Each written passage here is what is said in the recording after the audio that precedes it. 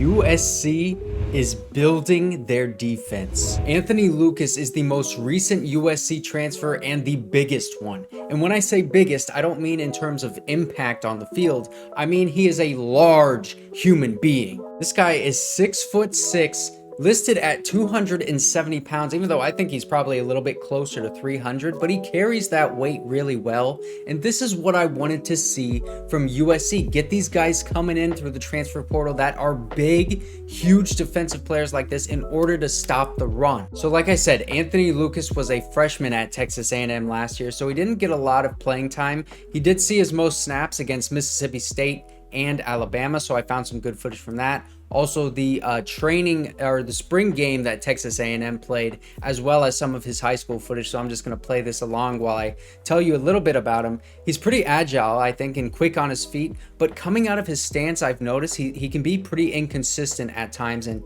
you'd like to see a guy who's shown that ability to be so quick to have more consistency right off the snap and just get boom. You want to see explosiveness every single time.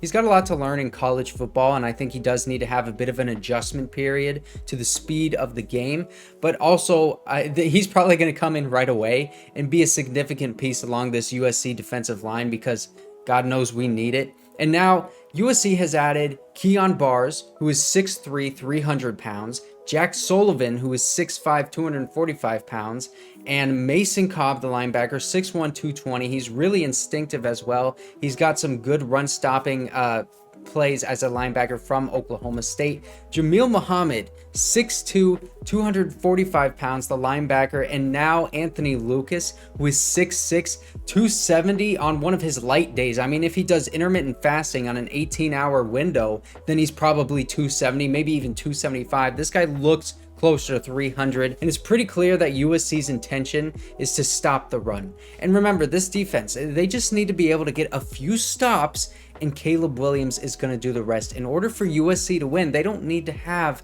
an elite defense like a crazy Troy Polamalu kind of defense that we saw in those Pete Carroll era. We don't need to see anything like that. With Lincoln Riley, USC is always going to be an offensive-minded and offense-heavy team. They're going to be putting up 40 points with Caleb Williams, especially after this Heisman season. Hopefully next year he wins the Heisman again, and we see that two-time Heisman Trophy, #1 overall pick, lead us to the college football playoff and get that national championship.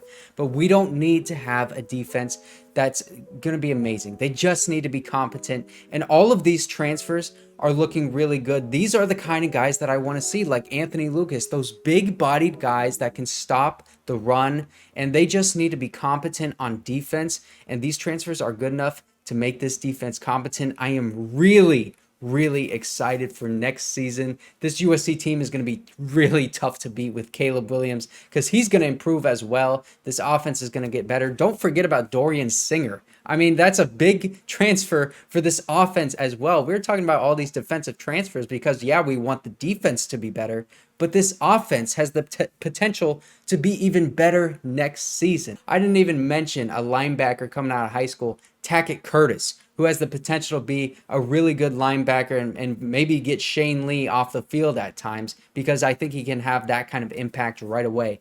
Let me know who you guys think is the most impactful transfer thus far. And I think it's probably Mason Cobb, but let me know what you guys think.